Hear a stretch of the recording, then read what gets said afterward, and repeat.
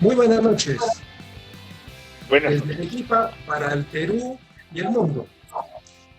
Estamos una vez más en el espacio de Gestores Públicos Perú.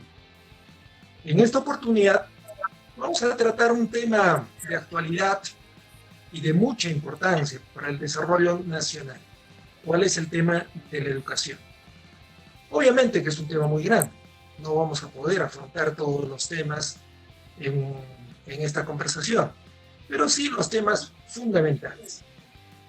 La educación tiene que ver con muchos factores para que funcione, ¿no? Biológicos, psicológicos, sociológicos. Pero estamos en una situación de pandemia, donde se han cambiado algunos roles.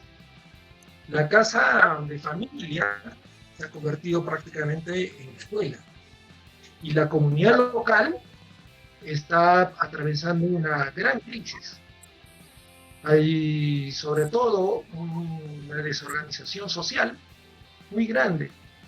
Y en este escenario, ¿no? Se ha recurrido, el gobierno nacional ha recurrido a la educación vía remota, por internet.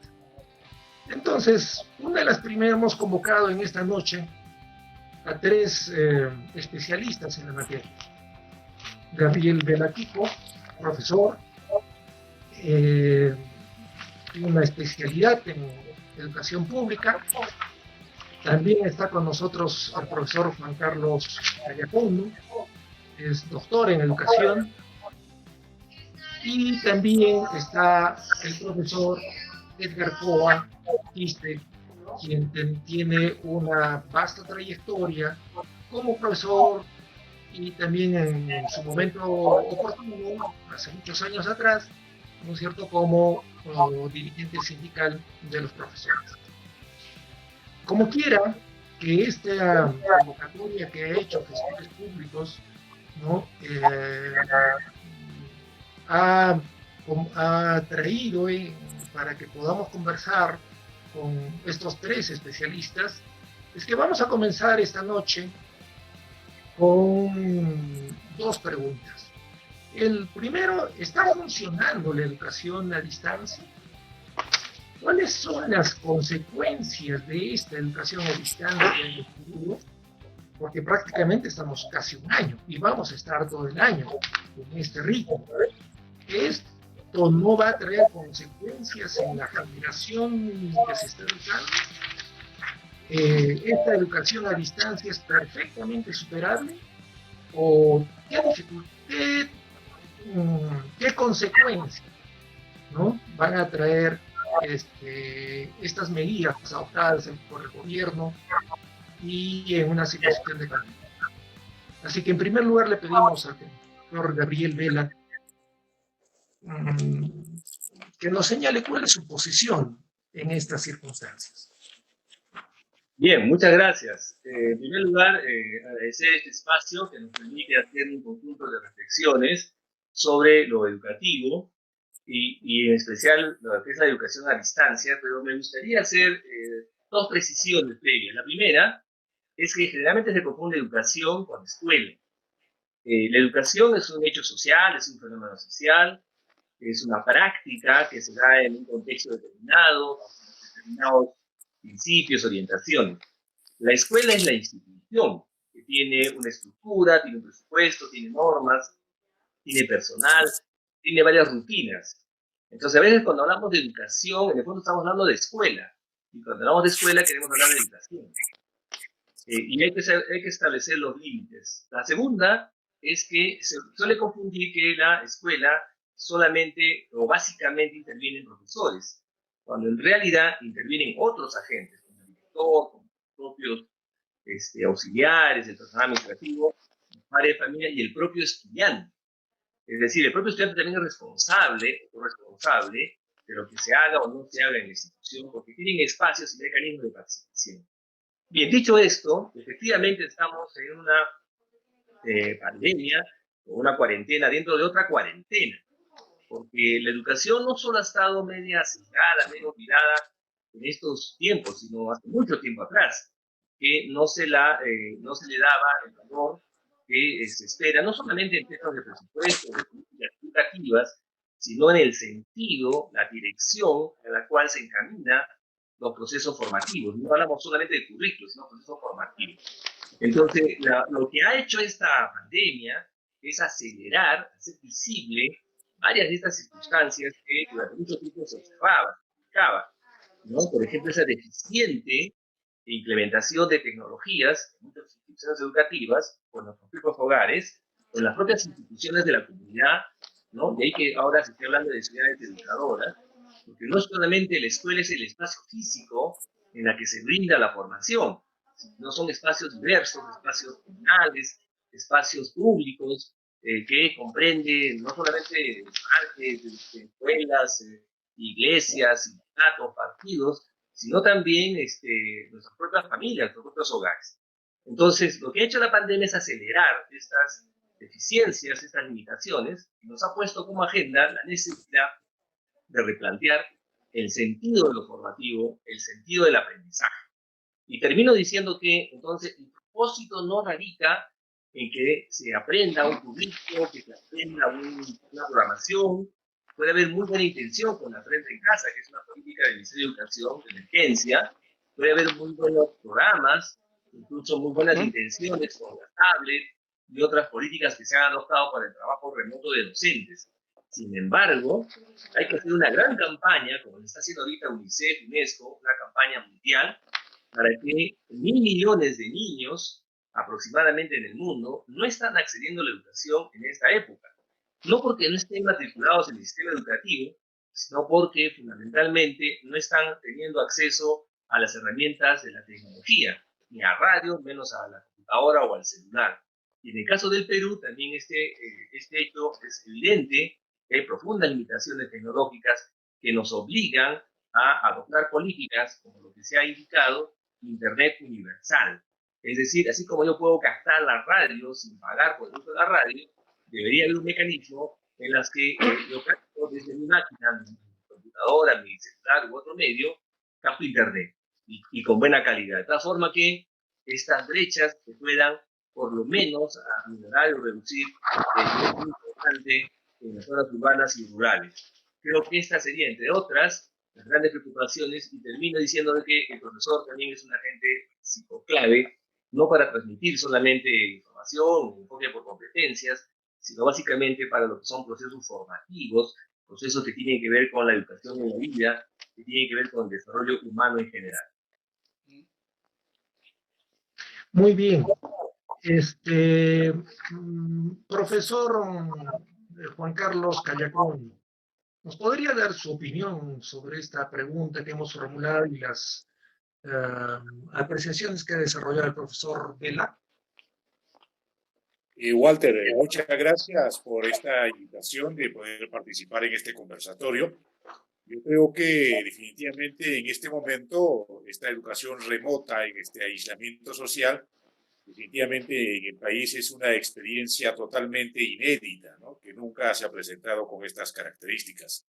Entonces, de tal forma, esta experiencia nos ha puesto en escenario pues, fundamentalmente la crisis, cómo está más o menos el sistema educativo a nivel del país, ¿no? Nos ha hecho ver, por ejemplo, que la tradicional forma de ir a la escuela físicamente, que es la que siempre hemos heredado, pues desde Platón hasta distintos educadores que han ido generándose a lo largo de este tiempo, como que pronto ha culminado un periodo de su forma de existencia.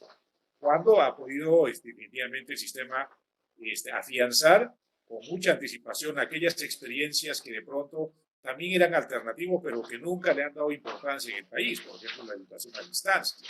La educación a distancia en el país tiene experiencias interesantes desde una opción de una educación un poco más popular, comunitaria, que en algunos momentos se ha subvaluado esta posibilidad.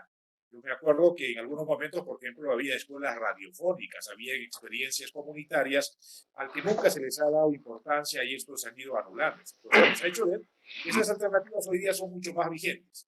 Esas alternativas hoy en día como que pronto son ausentes en esta realidad. Entonces, de tal forma, el sistema clásico tradicional de las 4 aulas y un currículum dictado desde el Ministerio de Educación, me parece que ha llegado a su última etapa en el que de alguna forma nos hace ver la necesidad de otras experiencias como la que he planteado y como también otras experiencias que se han ido ya planteándose en otros sistemas educativos, como fundamentalmente es la educación virtual o la incorporación de las tecnologías de la información o estas famosas formas de experiencia que también las universidades han ido haciendo en el país, que son los famosos blended, ¿no? Sistemas de blended, donde de alguna forma privilegiaban el espacio virtual y el espacio físico. Entonces, pues definitivamente nos ha hecho ver que ahí hemos avanzado muy poco, ¿no? Pero sin embargo, también como Gabriel ya lo dijo, ¿no? Este sistema que estamos llevando en este momento, una educación remota en este aislamiento social, nos ha hecho ver las grandes brechas que aún todavía tenemos en el sistema educativo, por ejemplo, el tema de esta brecha digital, que es insalvable, ¿no? No solamente en el sector público, incluyendo en el sector privado, incluyendo en el sector universitario, donde debíamos estar preparados. Entonces, en torno a tecnología, pues estamos años luz de lo que en este momento se tiene en aparatos, se tiene en sistemas de alguna forma ya de oferta a nivel mundial. Pero aquí en el país, pues no lo hemos utilizado de la forma más adecuada, tampoco lo hemos priorizado y mucho menos le hemos dado presupuestos como tal. ¿Qué cosas va a generar como efecto cuando tú planteas la pregunta, Walter? Yo creo que el efecto inmediato que va a hacer esto es que definitivamente va a haber la sensación de que no hemos cumplido con el currículum oficial, ese currículum estructurado que pide que los niños estén dentro de la escuela.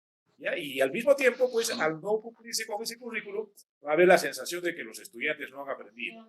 Pero sin embargo, si nosotros le damos la vuelta a esta acción educativa que estamos viviendo, y si realmente hubiese una dirección en esa posibilidad, yo creo que esta generación que está viviendo la pandemia está aprendiendo cosas que nosotros no lo hemos vivido a lo largo de, por lo menos, de este tiempo de lo que vivimos, ¿no? Casi todos tenemos 40, 50 años que no lo hemos vivido, pero ellos lo están viviendo en carne propia. Que eso no está entrando en los aprendizajes, en las experiencias, en la forma como podemos sistematizar. Ellos están viviendo el final de una época y un ciclo donde definitivamente hemos abandonado la condición del ser humano y hemos abandonado otros factores que estamos planteando, pero que de eso habría que replantear y ver cómo la escuela aprovecha realmente en generar reflexiones interesantes. ¿Qué es lo que de pronto vamos a tener como efecto final? Probablemente esos esquemas que siempre tiene el Ministerio de Educación, ¿no es cierto?, de horas dictadas en el aula, de currículum avanzado, de informes hechos, como por ejemplo los maestros hoy día están implementando. Los maestros simplemente lo que han hecho es trasladar el aula física al aula virtual, y de tal forma, por ejemplo, yo veo maestros que entran a las 8 de la mañana y están acabando a las 5, dictando, ese no es el modelo para esta crisis, ese no es el sistema que debe plantearse. Yo creo que hay que darle vuelta inmediatamente con otros enfoques mucho más críticos, con mucho más alternativos, donde hay que darle más libertad al maestro para que él pueda concretar sus acciones pedagógicas haciendo ejercicio de esta libertad de la posibilidad de enseñar. Yo creo que hay que darle vuelta por ahí. Yo creo que hay que ir abandonando este modelo clásico, tradicional, dominante de un sistema que siempre busca un ambiente, niños y alguien que esté hablando al frente. Yo creo que hay que partir de la otra experiencia y eso es todo un desafío, mi estimado Walter. Muy bien. Su opinión, por favor, profesor Edgar Coa. Gracias. Buenas noches a los que nos escuchan. Coincido con que estas son condiciones inéditas.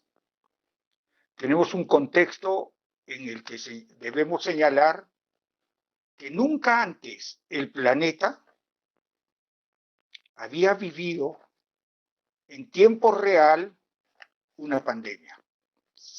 En simultáneo.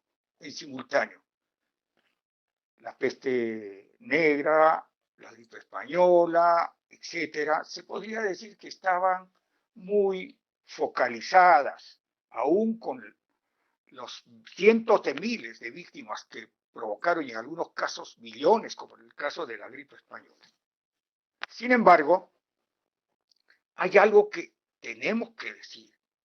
No hemos estado preparados. El sistema educativo no estuvo preparado para enfrentar circunstancias como estas. Y esto impone un reto. Definitivamente, la tarea de repensar una reforma educativa. Una reforma educativa que no puede realizarse por sí sola, sectorialmente. Necesitamos grandes reformas estructurales en el país.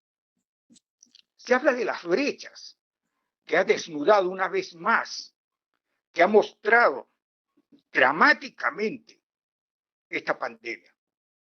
Por ejemplo, un informe de la UNICEF señala que en Latinoamérica existe una computadora por cada 14 estudiantes. Es el promedio en Latinoamérica. Si ese dato es cierto, quiere decir que en las actuales circunstancias, millones de niños han quedado al margen de la educación formal. Si por formal podemos llamar a esta que se está realizando mediante el uso de algunas plataformas, han quedado fuera del sistema educativo formal oficial. En la práctica, aun cuando las estadísticas maquilladas de determinados gobiernos pretendan mostrarnos, en el Perú, ese dato estaría por una computadora por cada 8 niños. ¿Qué significa esto? Un problema de conectividad que nos está mostrando otra de las carencias de nuestro país y la necesidad de mejorar las condiciones de vida de la población. Si no mejoramos las condiciones de vida de la población, no habrá ni mejor educación, ni mejor salud, etcétera, etcétera, etcétera. Este es un problema, como ya señaló hace mucho tiempo nuestro querido Mauta, un problema económico, social. Y lo sigue siendo. Más aún en estos tiempos de neoliberalismo. Más aún cuando se han trastocado, digamos, el sentido de los valores nacionales, de los valores morales, y se los ha reducido.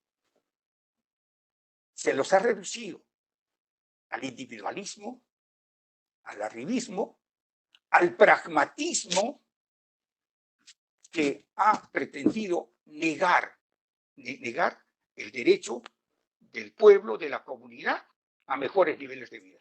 Pero en el caso de educación concretamente, decíamos que según la UNICEF, nunca antes en la historia, el 98.5% de la población escolar estuvo obligada a estudiar desde la casa. Ahora, así, ese porcentaje, obligado, lo que no quiere decir que gozaran de conectividad. No, si no hay escuela, la escuela que muy bien señalaba Gabriel, la escuela formal, el edificio, el espacio físico, cerrado, etcétera, etcétera. Hoy, la población escolar estaba obligada a estudiar en casa por un periodo prolongado de tiempo. No es una huelga magisterial, no es una paralización de los transportistas, que suspende las labores por 15 días, por un mes, no es el arequipazo, no. Esta pandemia nos ha desnudado, ¿ya?, en nuestras carencias. Y en buena hora, ¿cómo están los hospitales? ¿Cómo está la salud? En palabras de Vallejo, ¿no? Cuando le decía al señor ministro, nunca la salud ha estado más enferma. En educación podríamos decir algo parecido. Tenemos responsabilidades, ahí está nuestro rol. Pero lo cierto es que el Estado no se preocupó por desarrollar programas efectivos para incorporar a los docentes. Los esfuerzos han sido formales, limitados, casi focalizados, pero no hemos estado preparados los docentes también, por otra parte, para enfrentar esta tarea en este nuevo contexto. lo que no niega, digamos, el esfuerzo de maestros, de padres de familia, el esfuerzo de los propios estudiantes por sentirse incorporado en esta nueva forma, entre comillas, de enseñanza y de aprendizaje. En resumen, hoy se ha puesto a la orden del día el repensar una reforma, no solamente en educación, sino en la economía de nuestro país, que posibilite la democratización justamente de nuestra sociedad. Hay necesidad de cambios en educación, sin duda, sin duda. Si volvemos al concepto, entre comillas, de la vieja escuela, antes de la pandemia, miren nomás cuál era la realidad de nuestra educación. 27.400 instituciones educativas, escuelas, tenían que ser demolidas.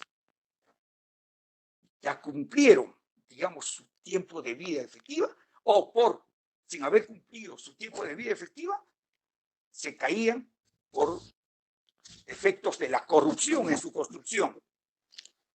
Allí nada más tenemos una brecha de 100.000 millones de soles. En esas condiciones hemos estado antes de la pandemia. ¿Cuánto se ha asignado para enfrentar esta brecha en la infraestructura en el 2020? 200 millones de soles. El 43% de las instituciones educativas carece de los servicios de agua y desagüe. Menciono estos datos. Nos deprimen, nos indignan. Pero otro dato más, el 79% de las instituciones del país sin conectividad, sin internet. Bueno, ahí ya podríamos tener más o menos avisorar qué es lo que está pasando con la implementación de aprendizaje. No niego que hay esfuerzos, ¿no? No vamos a ser negacionistas, 100%. Hay esfuerzos.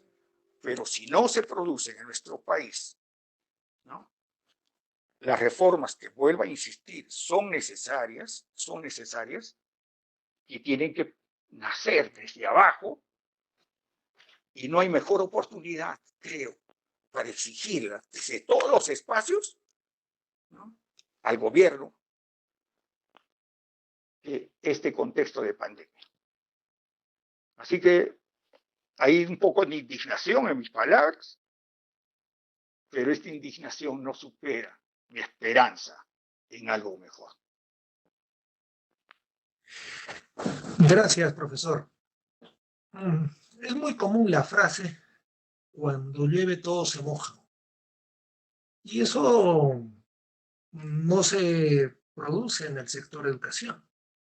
En el sector educación hay una gran distancia entre la educación pública y la privada. No todos están pasando por la misma situación, ni todos están afrontando los problemas. Una situación de pandemia nos ha puesto en tapete muchos problemas del sector educación. ¿Es significativo el traslado que hay de los estudiantes de la educación privada hacia la educación pública? Ustedes que conocen, ustedes que están en el día a día, que manejan y conviven con la problemática, yo les haría esa pregunta: ¿son significativos los traslados? La educación pública, ¿cierto?, se ha desnudado también en esta situación de pandemia. ¿Cómo ven ustedes el tema de la educación pública y la educación privada? Vamos a cambiar un poco el orden de intervenciones, ¿no?, para hacerlo un poco más dinámico.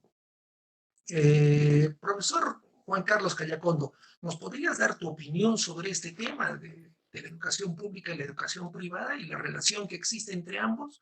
Porque al parecer parece que esto es que se llama, ha incrementado mucho, o se ha desbocado, por llamarlo de alguna manera, los intereses mercantilistas de la educación privada. Profesor Juan Carlos.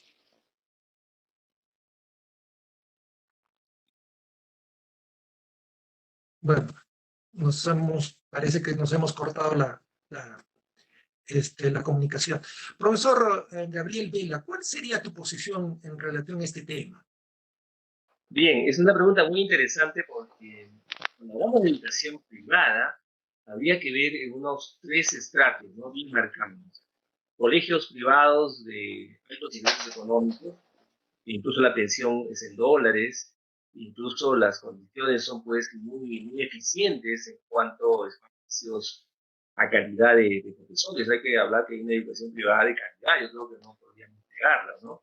Que tiene presencia de una élite muy reducida de gente pudiente, gente económicamente poderosa, que cuida y va a perseverar por mantener bien formados, entre comillas, a sus hijos, a sus herederos, ¿no?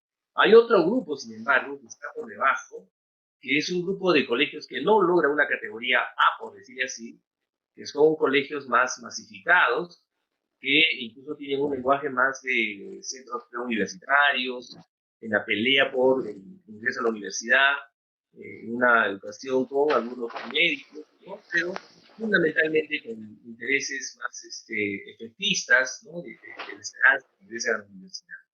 Y en tercer lugar están los colegios, yo diría alternativos, porque hay también colegios privados alternativos que tienen propuestas pedagógicas muy interesantes, como los Reyes Rojos acá en Lima, en Barranco, donde ha habido experiencias muy fabulosas, o incluso colegios promovidos por Fe y Alegría, colegios promovidos por algunas ONGs, o colegios por algunas comunidades formadas por profesores que trabajan desde una perspectiva distinta, en el sentido de formar el desarrollo humano, las capacidades, en fin.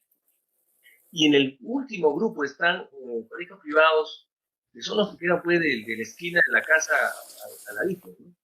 Son casas convertidas en colegios donde no hay ninguna garantía de una buena calidad, que se ponen colegios con la mayor facilidad, con la mayor rapidez y mayores exigencias, donde no se cuidan los procesos formativos, pero que mucha gente cree de que por ser privado es mejor respecto a la pública. Entonces, cuando hablamos de colegios particulares, habría que tener cuidado con a qué tipo de colegios nos referimos, porque no todos son exactamente del mismo molde. Hay una permisibilidad en la Constitución que ha permitido que la educación en realidad no sea un derecho, sino sea básicamente una actividad lucrativa, económica, ¿no? Y entonces han migrado de los colegios particulares a los colegios nacionales. Yo que soy director más de 15 años, puedo decir que en el caso mío de los EBAs sí ha habido una migración, que no es masiva, que no es fabulosa, pero ha habido una migración, diría, importante, yo diría casi como el 15% o 20%, que efectivamente no pueden pagar pensiones, efectivamente no pueden asumir los costos que demanda una educación particular, pero no del estrato A y muy poco del estrato B. Estamos hablando más del estrato último, ¿no? Del estrato B, ¿no? Donde están instituciones de que no tienen mayor garantía.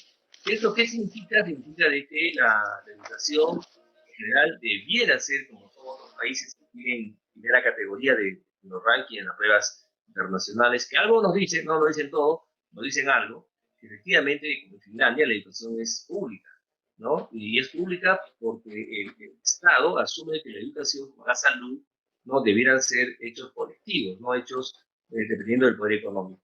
Entonces, hay una migración importante, creo, muy masiva tampoco, pero que en general nos permite coincidir como propuestas como Foro Educativo que abogan por una escuela pública, pero de calidad, ¿no? No con el fin de uniformizar, de borrar iniciativas, sino de volverlas eficientes, ¿no es cierto? Y creo que esta pandemia ha puesto en relieve la necesidad de redirigir los esfuerzos a que sea el Estado, no por ser estatista, ni por ser, tener la cultura de estatista, sino que haya un interés más grande, más supremo de toda la sociedad para invertir en una escuela de calidad. Creo que eso es una demanda importante en estos últimos tiempos.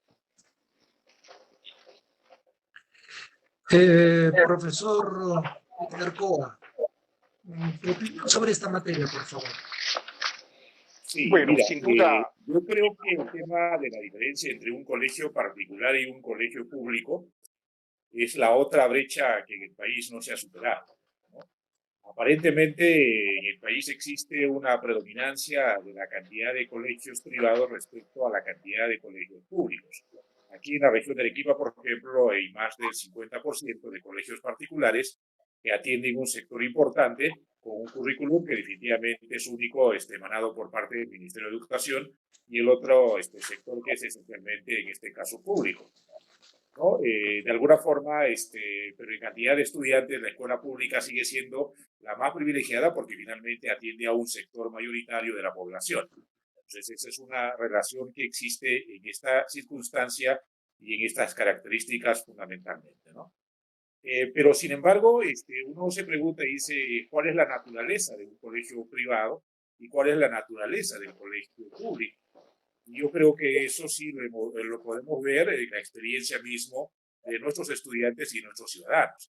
La escuela privada, aparte de lo que ha dicho Gabriel, que definitivamente es importante destacar, siempre de alguna forma ha intentado generar una educación algo elitista, ¿no? Considerando que más o menos ellos responden a un sector de la población de clase media o de condiciones económicas que puede generar, y entonces de pronto ahí se establecen algunos criterios en ese parámetro, ¿no? Como que de pronto siempre buscan diferenciarse de la escuela pública ofreciendo algunos cursos que tengan que ver, por decir, no sé, en la etapa antes de la pandemia, por ejemplo, era laboratorio de informática, idiomas, en algunos casos emprendimiento.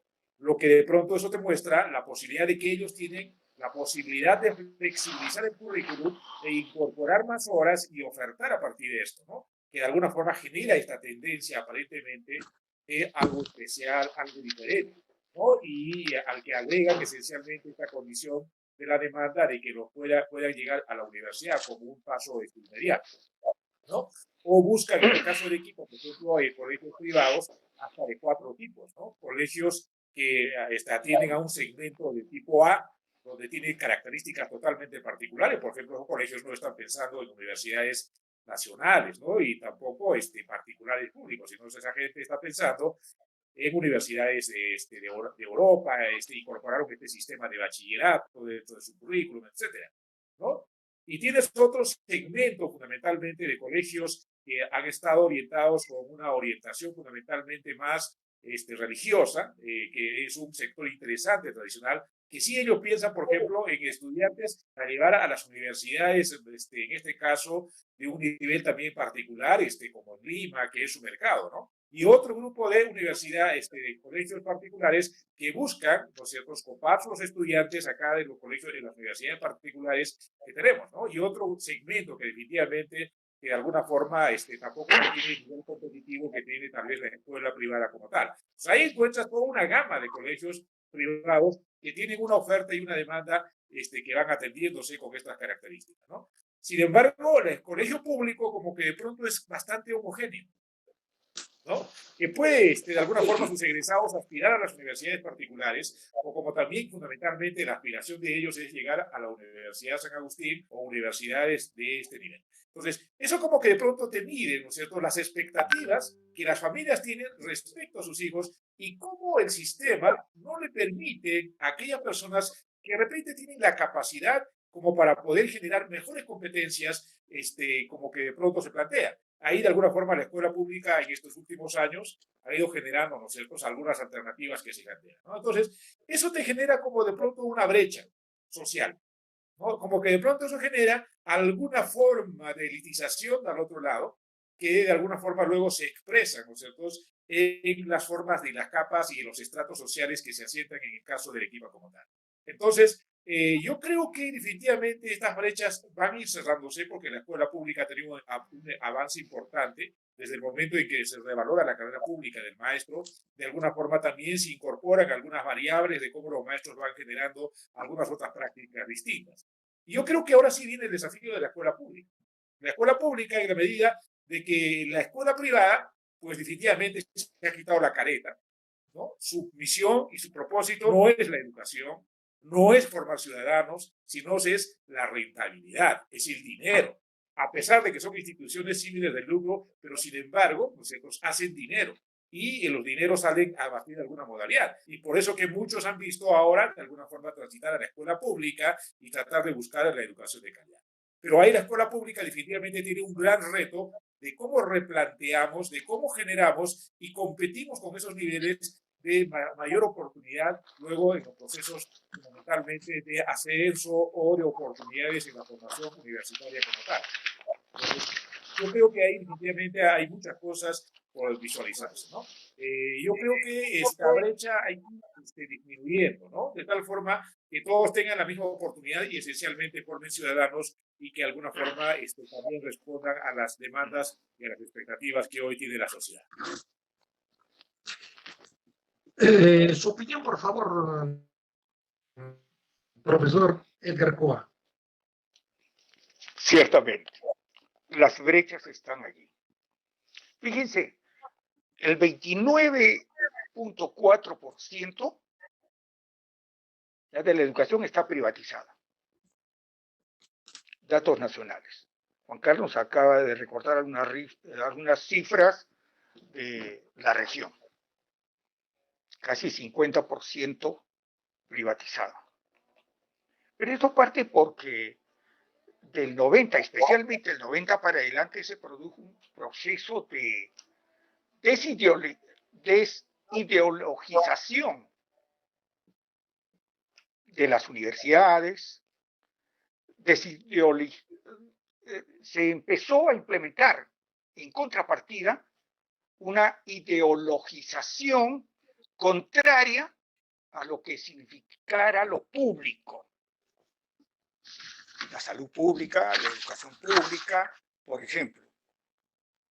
Entonces, ocurrió que el régimen del dictador Fujimori sacó una norma que aún está vigente, que daba carta libre para que cualquiera pudiera crear una institución educativa. Y más tarde, en el debate ese que se produjo sobre si debían implementarse impuestos a estas instituciones de la educación básica regular y superior, primó la decisión de no imponer impuestos, pues se tenía que los propósitos de la escuela privada, de la educación privada, coincidían centralmente con las aspiraciones del país, de la nación, y por tanto había que incentivar su proliferación, diríamos nosotros. Esto fue acompañado por una campaña sistemática de desprestigio del magisterio, del rol, del papel, del desempeño profesional del magisterio. Fue una larga campaña, dura campaña. Recordemos al extinto mandatario Alan García, que tuvo epítetos, ¿no? Que aún en la memoria debemos tenerlos presentes. ¿Y cuál era el concepto que se tenía sobre la escuela pública desde los más altos niveles? Es decir, que la escuela pública, que con la Constitución del 79 en el país no superaba el 12%,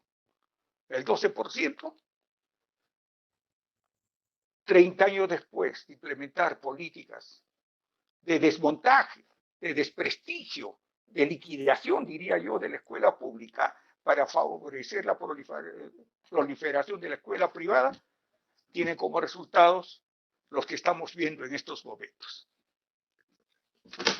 Y allí no solamente las víctimas han sido los estudiantes o los maestros, la sociedad en su conjunto. La sociedad en su conjunto. Las brechas están.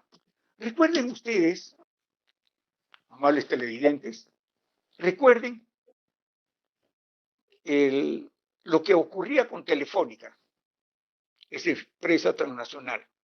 ¿Se acuerdan de la renta básica? Que se cobraba a todos, la renta básica, a todos, pues hubo cierto tiempo en que se podría decir que en la educación había la educación básica también para todos. Pero por efecto de la implementación de estas políticas neoliberales, al ser cuestionada la renta básica en la telefónica, sus genios crearon varios planes alternativos de acuerdo a los bolsillos.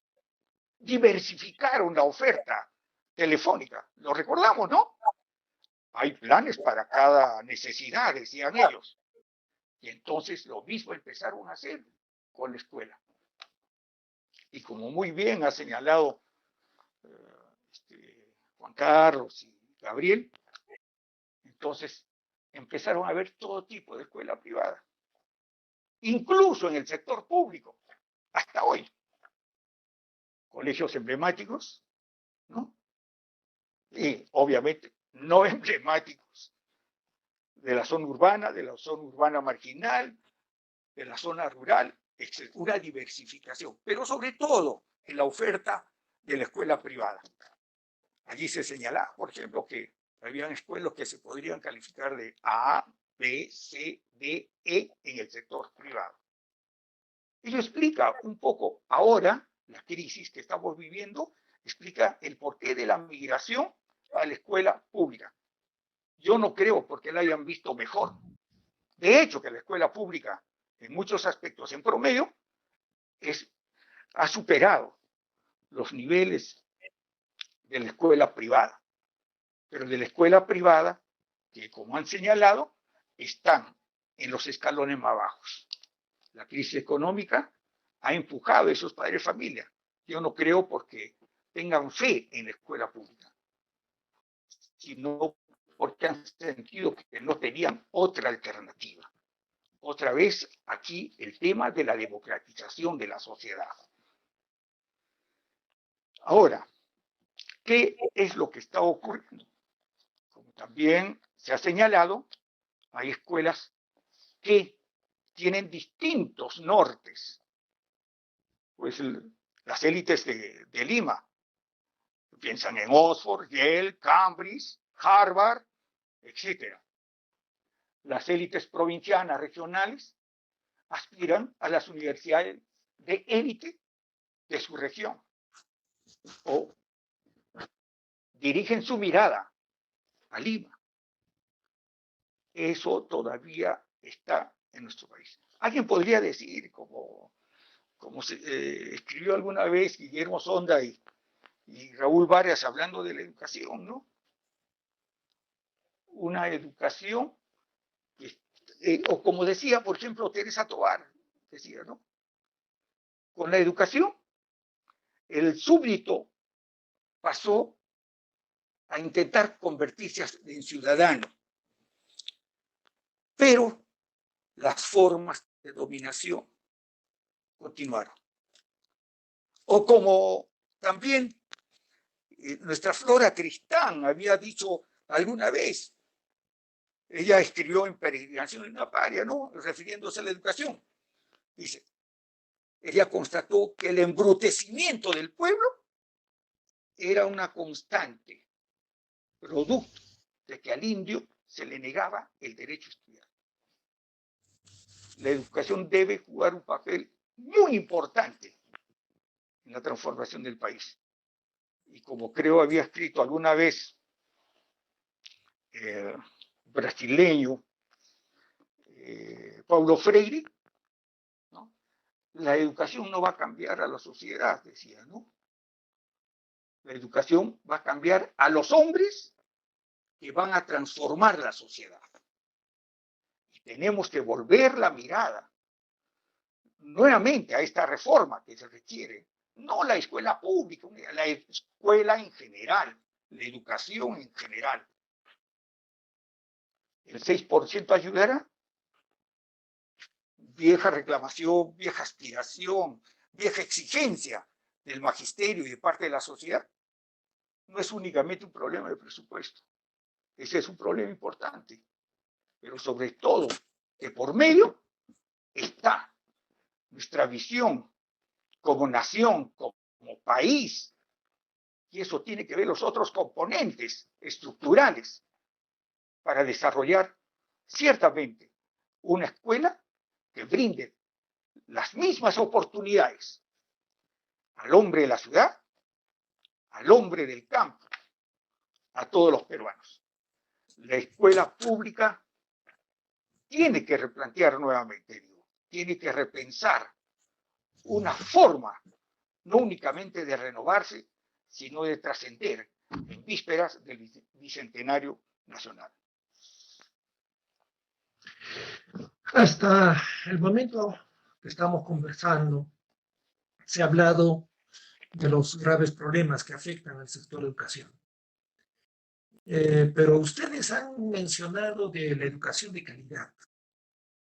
Y si uno revisa la página web del Ministerio de Educación, el propio ministerio dice que su objetivo es generar oportunidades y resultados educativos de igual calidad para todos. ¿Esa es la calidad a la que ustedes aluden o cuál es la distinción? Si propio el ministerio dice yo quiero alcanzar la calidad educativa, ¿no es cierto? ¿Es la calidad a la que ustedes hacen alusión? ¿Es lo mismo? ¿O hay alguna diferencia al respecto? Porque si el propio ministerio está diciendo quiero alcanzar, quiero lograr la calidad educativa, y la práctica no la vemos como ustedes la han desnudado, entonces la pregunta es, ¿estamos hablando de lo mismo? O sea, ¿es un problema simplemente implementación en la ejecución, los defectos de ejecución, porque el norte es el mismo que todos tenemos, o hay una diferencia en el norte también? A ver, si vamos al mismo orden, me parece que estábamos bien. Profesor Gabriel Vela, ¿cuál es tu opinión al respecto? Bien. El tema de la calidad es un tema muy interesante porque esta preocupación surgió en el Perú con énfasis en la década de los 90 y se dieron varias reflexiones acerca de exactamente qué era la calidad educativa.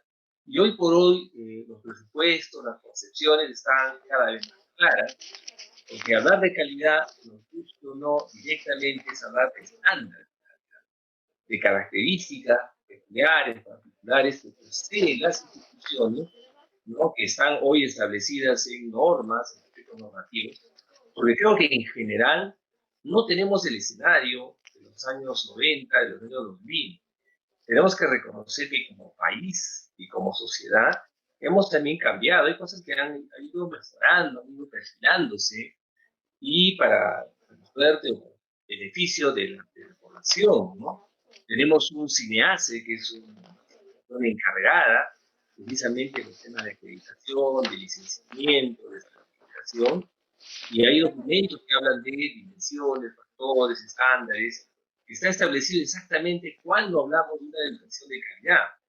Porque antes teníamos ideas muy vagas, teníamos bonitos trabajos, bonitas reflexiones, análisis de grandes pensadores, incluso investigaciones, muy académicos, sobre exactamente qué implicaba la educación. Hoy por hoy las cosas están más claras.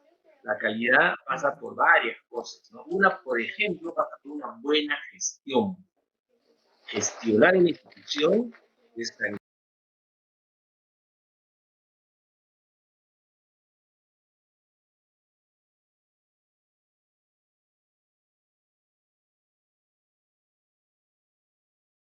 planificar, es administrarla, teniendo mucha claridad de que una institución educativa busca formar, no exactamente desarrollar el currículo, no exactamente cumplir lo que es el librito, dice el Instituto Nacional, sino además busca formar competencias para la vida, aprender a ser un ciudadano del mundo, a entender que somos una especie que tenemos que respetar el ambiente y otras especies, por eso que se habla del buen vivir, ¿no? En la gestión nos trastoca de cómo se están liderando las instituciones educativas, hacia dónde van. De allí que se hayan establecido estos términos como liderazgo pedagógico, ¿no? Centrado en el educativo, centrado en que se forme, se gane vivencias, situaciones que enriquezcan a esa persona, a este ciudadano. La gestión, claro, nos plantea de calidad, nos plantea varios retos. Directores bien preparados, formados, directores que realmente quieran ser directoras o directores, que les guste, que les apasione la responsabilidad, porque asumen responsabilidad, ¿verdad? Supone también administrar recursos, los pocos, los muchos que haya, ¿no? Hay un monto que se entrega a las escuelas para hacer mantenimiento. De hecho, que son deficientes, son reducidas, pero antes no se entregaba. ¿No? Antes no se entregaba libros, ahora se está haciendo. De hecho, que tienen errores, hay limitaciones, yo mismo tengo aspectos muy críticos sobre ello, pero no estamos en el escenario de los años 90. Creo que ha ido evolucionando, más que bien tiene una especialización para directores, hay un diplomado para directores, hay toda esta situación meritocrática, ¿no? Todo puede ser, pero se mandan a conversar y a ver qué ocurre, ¿no? De acuerdo a las estadísticas y todo lo demás. De hecho, que hay definitivamente un grupo, y también es importante mencionar que hay personas que no tienen vocación, no tienen idea, ni siquiera han leído a José Antonio Encinas, que es una escuela nueva, donde se condensan algunas situaciones muy interesantes, u otros libros, ¿no? Que narran de casos peruanos, de no Trattender, ¿no? De los errores que aprendí. Bueno, uno tiene que ver con la gestión, otro tiene que ver con la calidad de profesores, cómo se está formando los profesores, quiénes escogen ser profesores, ¿no? Quiénes abrazan esta profesión, qué tipo de formación reciben en los pedagógicos, en las universidades. No creo que me equivoque, Edgar, Juan Carlos, hay un proceso de desideologización de la formación de los profesores. En la propia universidad estamos muy preocupados de lo que dice o no dice el ministerio, cuando debería ser exactamente al revés. El ministerio debería estar diciendo qué están haciendo en la universidad, pero nos han redireccionado de tal forma, ¿no? De que tenemos que alinearnos con lo que dice el ministerio, más bien es al revés, ¿no? Y no estamos teniendo gente pensativa de universitas. Entonces hay una profunda necesidad que una educación de calidad tenga profesores de calidad, con vocación, preparados. Hay que reconocer que tenemos todavía un sector de profesores que están siempre a la defensiva. Ante cualquier cambio es oponerse, ante cualquier novedad hay que decir por qué y por qué no está mal. E incluso tienen la oportunidad de ser, lo que decía Pablo Freire, ¿no? Cambiar personas para cambiar el mundo. Entonces, podemos hacer algo. No es que estamos amarrados, pone alguien un revólver para que formemos de una otra forma. Tenemos en nuestras manos la capacidad de formar, de encender talentos, etcétera. Una educación de calidad implica profesores de calidad bien remunerados, con acceso a Internet, de repente un sistema que te permite apoyar, porque ahora estamos trabajando con Internet de casa, o sea, no es la Internet del Estado, ¿no? En fin, además, y termino con ello, una educación de calidad tiene que ver con el currículo, que están aprendiendo nuestros estudiantes, ¿no? Los estudiantes tienen que estar bien alimentados, tienen que tener accesibilidad. Ahora hay un poco de desconfianza con los profesores, ¿no? Por eso que se han inventado semáforos, se han inventado mecanismos de informe semanal, mensual, ¿no? De control, de supervisión, que no está mal, son parte de las políticas del Estado para cuidar la inversión que es la educación, pero llega un agobio, llega una saturación, y llega un momento en que definitivamente el currículo, lo que está ahí, se trabaja ya por hecho coercitivo. Se ha perdido esa fortaleza de que el profesor pueda crear el currículo, pueda también desarrollar y despertar sus iniciativas para innovar, para modificar. Un buen currículo supone varias cosas, ¿no es cierto? La cantidad de horas. ¿No? Yo, por ejemplo, creo una escuela laica. Yo creo una escuela laica. Creo que la escuela debe separarse de los patrones que dicta la iglesia, ¿no? La católica o la que fuese, ¿no? La educación tiene que apuntar a formar a los individuos y, en todo caso, las aspiraciones religiosas, hay otros espacios para canalizar ello, ¿no? Entonces, la educación de calidad pasa por varias cosas. Sin embargo, estos tres pilares me parecen básicos. La gestión, ¿no es cierto? Que es clave. Los docentes involucrados, comprometidos, porque hay bonitas experiencias que se pierden a veces, pero hay profesores que sí le ponen dedicación y esfuerzo, incluso son anónimos, ¿no?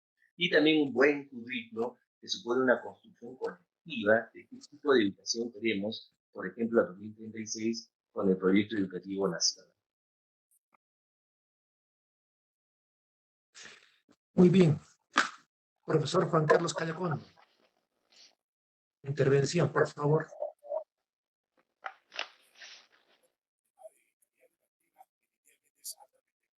Micrófono, micrófono, Juan Carlos. Para muchos, por ejemplo, la El calidad micrófono. educativa era construir aulas, era implementar laboratorios de cómputo, calidad educativa tenía que ver con las bibliotecas, y en fin, formas de mirar, ¿no? A mí me gusta más el concepto de calidad que de alguna forma está dentro de la Ley General de Educación, ¿no? Y el concepto de calidad de la educación dentro de la ley establece que esencialmente la calidad de la educación tiene que ver con el nivel óptimo de la formación que pueden alcanzar las personas para enfrentar retos del desarrollo humano, ¿no? Que en esencia es realmente cómo liberan las capacidades de las personas, ¿no? Para que puedan ejercer su ciudadanía y continuar aprendiendo para toda la vida. Entonces, si eso es así, estamos hablando de personas humanas que efectivamente puedan ejercer aquello que aprenden en la vida, ¿no? Aquello que también les va a servir para la vida. Y la escuela, ¿cómo ofrece esta posibilidad? Yo creo que esta pandemia, por ejemplo, hoy en día nos hace ver la necesidad de que realmente a las personas ser muy conscientes de aquellas cosas que deben hacer y las cosas que no deben hacer y cómo protegerse de las circunstancias, ¿no? Esta pandemia también nos ha hecho ver cuánta es la calidad educativa que tenemos en el país, cuál es el reto que ha asumido la educación como tal. Y entonces, pues, definitivamente, ahí hay varias variables que definitivamente hay que generar en esta perspectiva. Yo creo que es importante hoy en día, ¿no? Replantear estos conceptos de calidad. No estoy necesariamente de acuerdo con estos conceptos de calidad que se miden desde las unidades de acreditación como el CINEACE, y finalmente es el estándar medido desde un enfoque fundamentalmente de la cultura japonesa o de la cultura empresarial, porque finalmente pues esa calidad transporado al tema educativo pues podría medirse con otras características, pero sin embargo yo creo la calidad de las personas, la condición de las personas, su condición humana, esencialmente debiera recibir la calidad educativa que tenga realmente esa dirección, esa intencionalidad. Hablar de la calidad educativa en el país, pues definitivamente es bastante polémico, es bastante divergente, aunque de alguna forma en estos últimos años esa centralidad ha estado dentro de los estándares de evaluación que hace CINEACE. Pero ahí también hay un gran problema, ¿cierto? CINEACE está ya 10 años intentando medir la calidad educativa en el país y cada año replanteas más o menos sus estándares y no logra ajustar un estándar. Aparentemente ahora la calidad de los aprendizajes estarían de alguna forma planteados los compromisos educativos que el Estado tiene a partir llamado de unos compromisos de gestión que están orientados en los aprendizajes fundamentales. Pero sin embargo, yo creo que hoy día sigue siendo la necesidad y la exigencia. Yo quiero quedarme con este concepto, ¿no? De que la calidad educativa debe tener una relación directa con la calidad de las personas y con la calidad de la vida que cada uno de nosotros debemos tener, y de tal forma ese sería un gran reto. Para terminar este tema, profesor Edgar Coa, ¿nos puedes dar tu opinión? Bueno, gracias. Sí, este es un tema muy importante, que es la calidad educativa. Yo creo que es un componente de la calidad de vida. Es decir, hay que verlo integralmente. Si vamos a lo más específico, coincido con Gabriel, lo que ha señalado, capacidad de gestión, liderazgo pedagógico, etcétera, currículos básicos, comunes, básicos para todo el país, una inversión mínima por alumno, ¿no? Si vamos a fijar algunos estándares, ¿no? Una carrera magisterial dignificada, ¿no? Un maestro atendido remunerativamente con decoro, que le permita dedicarse 100% a lo que es su visión, su rol. Y casi al final, pondría yo, el tema de la infraestructura, etcétera. Coincido en eso con Juan Carlos. El eje central tiene que estar en la persona. La propia Constitución, esta del 93, que fue aprobada en un referéndum fraudulento, señala que la persona humana, ¿no?, es el objetivo central.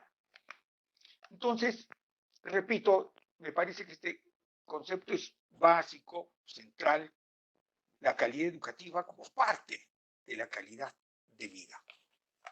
Por supuesto que otro componente, digamos, de lo que mencionaba, capacidad de gestión, liderazgo pedagógico, como decía, currículos básicos que recojan las necesidades, las demandas y se proyecte al 2036 para donde se está diseñando este nuevo instrumento. O la inversión que tiene que ver necesariamente con lo que se aprueba para educación, el famoso 6% del Producto Bruto Interno, que aún así sigue siendo para las necesidades, para superar esas brechas, sigue siendo ínfimo, pero aún así está en tela de juicio, aun cuando se han presentado iniciativas y ha sido aprobado en primera instancia en el Congreso. Y la investigación no puede estar al margen, porque la investigación no tiene que ser ni privilegio, ni patrimonio, ni exclusividad de la educación superior, ¿no? Es un objetivo, creo yo, transversal. Y sobre todo, que el Estado debe promover y garantizar con la ciudadanía organizada la vigencia de una escuela pública de calidad que brinde las oportunidades a las que todos los peruanos tenemos derecho. Otro aspecto sobre nuestro rol como maestro que creo que es muy importante. Se habla en estos tiempos de competencias. Es un lenguaje que ha sido incorporado en los últimos, qué sé yo, 20 años, digamos, las competencias. Como decía Juan Carlos, el concepto de calidad fue traído especialmente del Japón, ¿no? Del Japón. Lo del término de la terminología, diré, de las competencias, ha sido también traída del sector empresarial, y no porque haya sido traída de ahí necesariamente es malo, ¿no? Pero ¿con qué objetivo? ¿Con qué objetivo? Con el objetivo, creo yo, de consolidar un estado de cosas y promover simplemente a determinadas élites para que sigan siendo los poderes fácticos en una sociedad y en este caso en nuestro país. Coincidiendo porque hay varias miradas acerca de lo que es competencia, yo diría que una escuela de calidad debe tener maestros competentes profesionalmente, maestros competentes moralmente, maestros competentes con una sensibilidad social que sea capaz de despertar sueños, que sea capaz de sensibilizar, de despertar emociones y de brindar a nuestros discípulos la oportunidad cada día de asumir su tarea en el lugar donde esté, con esperanza y con compromiso con un nuevo país. Sin eso, sin emoción social, sin sensibilidad social, sin competencia profesional, sin competencia moral, creo que no hay educación de calidad. Eso es todo. Bien, les agradezco mucho las intervenciones bastante interesantes y muy importantes, temas muy importantes han tratado.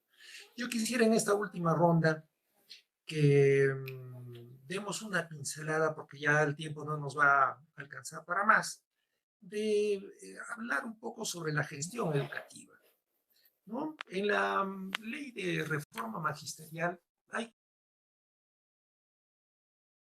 4 áreas donde un profesor, podría decirse, desarrolla su desempeño laboral, ¿no? La gestión pedagógica, la gestión institucional, la formación docente y la investigación. Entonces, yo ahí, en términos personales, observo, y eso he visto en en muchos lugares y en otros sectores también, en el sector salud, que ponen a los médicos a dirigir hospitales y ponen a los médicos a realizar los procedimientos propios de la administración pública, contrataciones, inversión pública, no control interno, una serie de sistemas administrativos que tiene el Estado para que funcione. Y cuando ponen a los médicos, por ejemplo, para hacer compras, ¿no? Los médicos no saben nada de compras porque no han sido formados para ser gestores institucionales, sino han sido formados para ser médicos. Lo mismo he observado, ¿no es cierto?, en el sector de educación, que está como un mecanismo, una forma del desempeño laboral de los profesores, dedicarse a la gestión institucional. Eso lo podemos entender para el director del colegio, de la institución educativa. Pero el director de la UGEL, ¿por qué tiene que ser un profesor? Si los UGELes, ¿no?, fundamentalmente, que yo tengo la información de que el 60% de sus actividades son actividades típicamente administrativas. Compras, adquisiciones, personal, presupuesto, financiero, esos temas ve el director de la UGEL. Entonces, la pregunta es, ¿los profesores fueron preparados para que puedan dedicarse y realizar labor típicamente administrativa, comprar, disponer, financiar, hacer ejecución de la inversión pública, planear esos temas? Obviamente, un profesor no ha sido formado para eso. Entonces, ahí tenemos un gran problema. Y esa situación también fue superada ya por el Poder Judicial. Cuando el Poder Judicial armó su aparato administrativo paralelo al juez, el juez se dedicó ¿a qué? A sentenciar y a dictar justicia. Entonces, aquí todavía en el sector educación, como en el sector salud, a los médicos los meten a hacer labor administrativa y a los profesores los meten a hacer labor administrativa sin estar preparados para ello, y son procesados y sancionados y se generan una serie de juicios y procedimientos disciplinarios bien peligrosos. Esta situación tiene que ver obviamente con la gestión educativa, porque el profesor tiene que hacer, y ahí sí, más bien el profesor Vela me va a corregir, estoy seguro, que tiene que no solamente ser profesor, sino aspirar a ser maestro, ¿no? Es una distinción que la ha desarrollado muy bien el profesor Vela. Entonces, esa tarea, ¿no es cierto?, en la gestión educativa está combinada. Y hay una confusión entre lo que es la labor pedagógica con la labor típicamente administrativa. Si hiciéramos esa separación de ambas cosas, los profesores se dedicarían, ¿no es cierto?, para algo que fueron formados, no para otra cosa. ¿Cuál sería finalmente su opinión al respecto?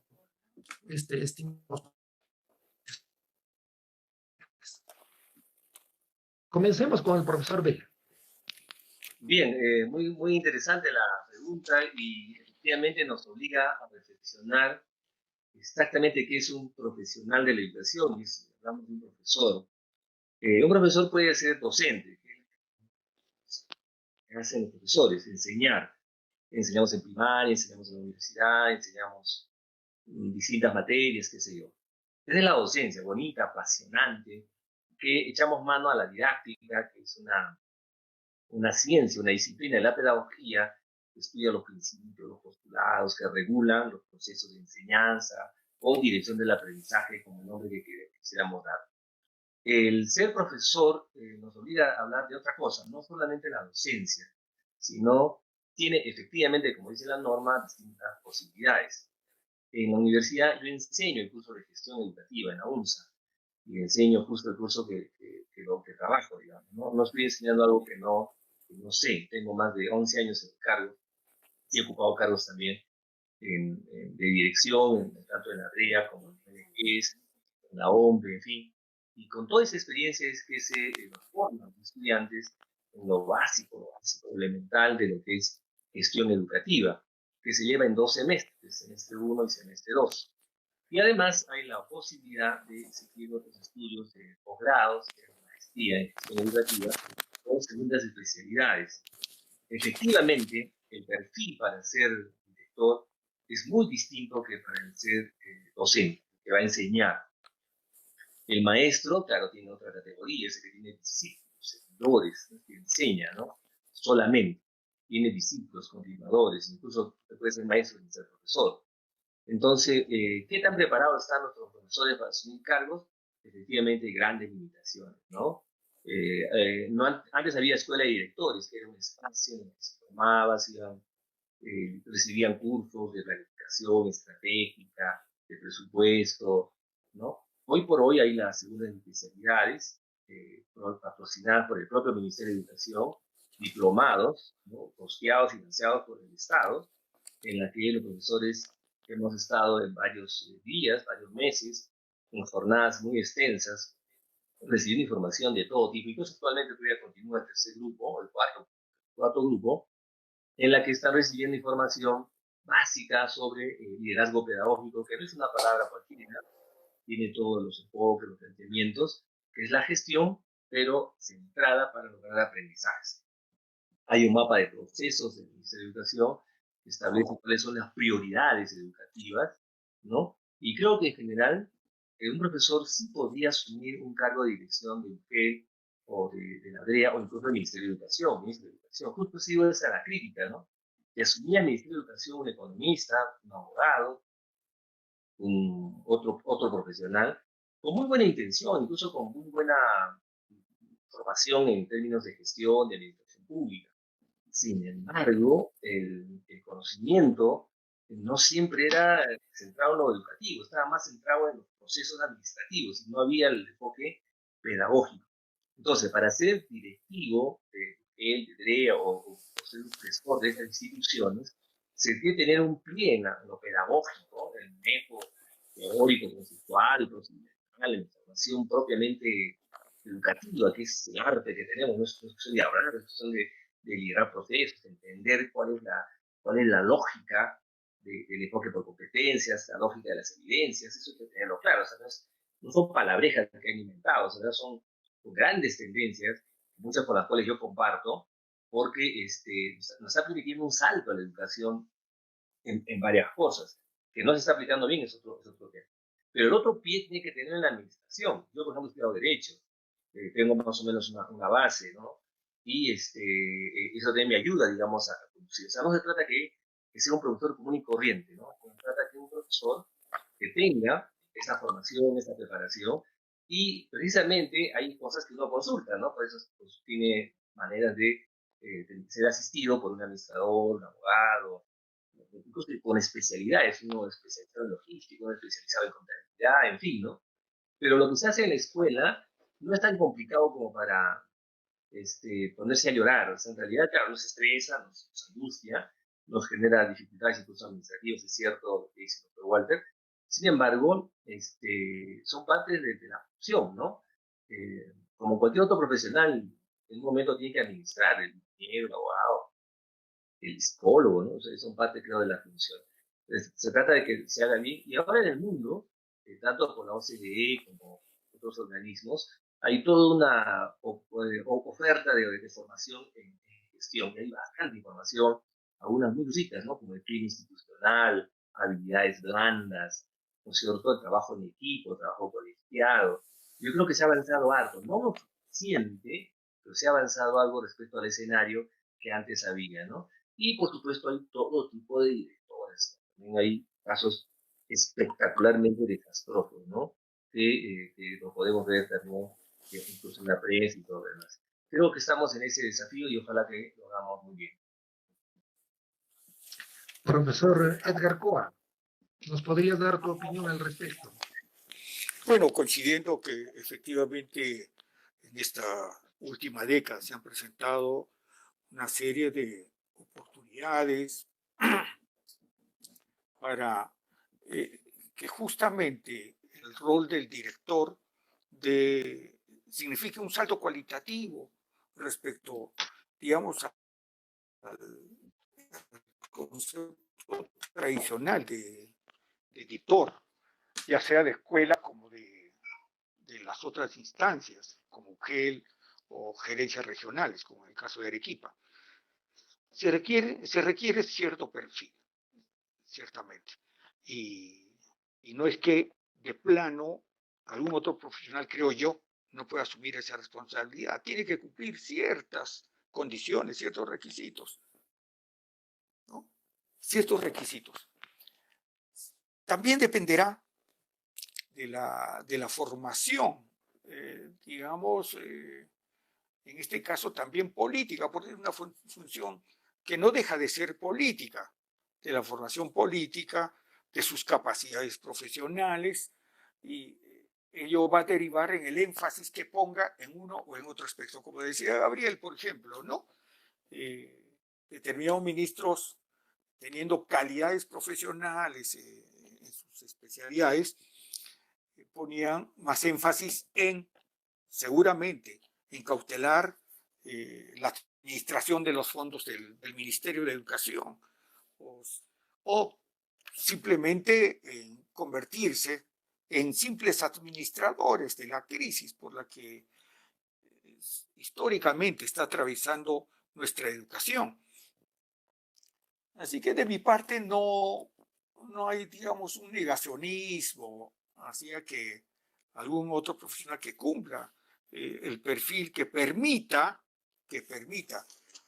una administración adecuada. Cuando digo recursos no me refiero a los recursos humanos, porque ese es un concepto que también ha casi cosificado a la persona humana, ¿no? Sino me refiero al desarrollo de políticas que permitan una debida administración de los recursos materiales en el sector, que también son muy limitados y precarios. Creo, y en esto subrayo lo que dije anteriormente, que el perfil siempre debe estar centrado sobre una especie de trípode, ¿no? Competencia profesional, sensibilidad y emoción social para comprometerse, pues, con los intereses históricos de nuestra sociedad, y la capacidad de despertar emociones, adherencias, compromisos con lo que se va a constituir, si no es ya, un reclamo de toda la sociedad. Las reformas estructurales que en el contexto de pandemia están quedando, creo yo, sobre la mesa como parte de la agenda, como parte del orden del día. Los profesionales, esa distinción entre maestro, profesor, docente, instructor, etcétera, etcétera, creo que quedan un poco, con el debido respeto a Gabriel, casi como diletantismo, ¿no? Un poco bizantino, algo así. No es una crítica a Gabriel, pero yo creo que debemos centrarnos en esos componentes que hemos señalado. Quien reúna esas características estará realmente aportando a la construcción de esa nueva propuesta, de esa nueva alternativa, de ese nuevo ciudadano. Tenemos los maestros que intentar hacer un esfuerzo, no cejar en el empeño de convertirnos en la semilla siquiera de ese nuevo orden que nuestras juventudes exigieron, que nuestras juventudes, ¿no? Clamaron, que nuestras juventudes todavía no oídas, yo estoy seguro que es así, espera para nuestra sociedad un nuevo orden, ¿ya? Donde los muertos no se apilen allí en los patios de los hospitales, un nuevo orden donde los niños no tengan que trepar a los cerros para tratar de coger señal, un nuevo orden, como dicen, a confesión de parte, relevo de pruebas. El ministerio ha anunciado la adquisición de 1 millón de tablets para intentar cerrar esa brecha digital, entre comillas, ¿no? Entonces, creo yo que en cuanto a la gestión, hay un elemento central, creo yo, aparte de capacidad profesional, es probidad, competencia moral. Y el que está comprometido llamará a su lado, si no sabe de administración, a un hombre capaz de administración, a un profesional capaz para desempeñar esas responsabilidades. El que no es probo traerá el amiguito, ¿no? Con el que llegará a algunas discusiones de carácter económico. Y esa será su preocupación central. Entonces, es simple para mí. Es simple para mí. Competencia profesional en lo suyo para su vida de liderazgo que se requiere en todo orden de la vida, y la probidad moral y la sensibilidad para estar a tono con las exigencias y las demandas de nuestro país y del mundo. ¿Cómo será la nueva normalidad en educación?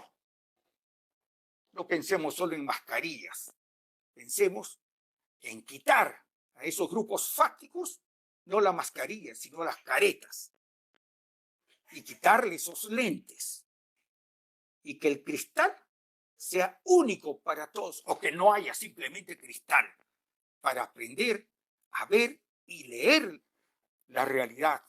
Y como alguna vez se escribió, ¿no?, que los filósofos se han preocupado por interpretar el mundo de distintos modos, pero de lo que se trata es de transformarlo. Hoy tenemos muchas lecturas acerca de nuestra realidad. Esas lecturas son más que suficientes, creo ya. Hoy es el momento de la acción, pero para eso se requiere la concertación de voluntades que tengan nuevamente ese norte: igualdad de oportunidades, justicia, democratización económico-social, cero diversificación de la oferta educativa de acuerdo a los bolsillos, que el capaz tenga su lugar y que a cada quien, según su capacidad y su trabajo. Ese es uno de los nortes que creo que debe estar en la mente de cada maestro. Forjar, sembrar las semillas del nuevo hombre, de la nueva sociedad. Gracias. Muy bien. Profesor Juan Carlos, ¿todavía se encuentra en línea o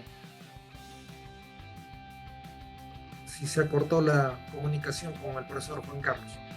Bien, miren, yo creo que vamos terminando la reunión y el conversatorio, que ha estado muy, muy, muy interesante. Los matices en las opiniones nunca van a ser censurados en este espacio. En el espacio oficial, sí, pues ahí primero te preguntan qué vas a decir, ¿no es cierto? Y si estás de acuerdo con ellos, te dan oportunidad para hablar. En este espacio que estamos promoviendo, es más bien poder recibir los diferentes puntos de vista, ¿no? Y tratar de que todos seamos escuchados, ¿no? De tal manera que no haya exclusividad ni tampoco las élites también imperen, ¿no es cierto?, en el mundo de las comunicaciones y en las redes sociales. Así que bueno, no me queda más que agradecer a los profesores que han intervenido. Yo me veo en la imposibilidad, tal vez autocríticamente voy a señalarlo, que es bastante difícil, ¿no es cierto?, hacer un resumen de todos los temas que hemos conversado y todas las ideas tan positivas y buenazas que se han soltado, pero así que a riesgo de incurrir y de ser un poco arbitrario, ¿no?, solamente por el espacio, voy a señalar de que hay algunas ideas que me parecen básicas, que me parece que pueden plantearse como más o menos consenso, ¿no?, de lo que hemos conversado. En primer lugar, ¿no es cierto?, de que la educación tiene que estar encaminada a formar ciudadanos para la vida, ¿no? En eso ha habido una muy fuerte coincidencia. Ha habido también coincidencia en la crítica, ¿no?, al modelo burocrático, formal, ¿no es cierto?, que viene llevando el ministerio sobre que se llama el cumplimiento formal de los currículums y los planes, ¿no? Y frente a eso se plantea como alternativa reformular el sentido del aprendizaje, ¿no? Hablar de la calidad humana, ¿no? La inclusión, ¿cierto?, en los avances tecnológicos a todos los sectores de la población. Se ha hablado también de la libertad de enseñanza, ¿no?, y una educación laica. De otro lado, también se ha criticado al modelo formal, ¿no?, hablando de, necesitamos una reforma educativa estructural, ¿no? Y en esta reforma estructural tendrían, podríamos decir así, prioridad, ¿no?, los valores, ¿no? Para que superemos este individualismo, el pragmatismo, que es lo que impera actualmente, o lo que se conoce popularmente como la cultura combi, ¿no? Porque la educación nos permite superar ese tipo de perspectivas, ¿no? En cuarto lugar, se ha hablado de la escuela pública de calidad, ¿no? Y se ha resaltado las bondades de la escuela privada, pero la escuela privada alternativa, ¿no? Se ha hablado también de una reforma de la gestión educativa, ¿no?, y poniendo énfasis en la calidad de los profesores, ¿no?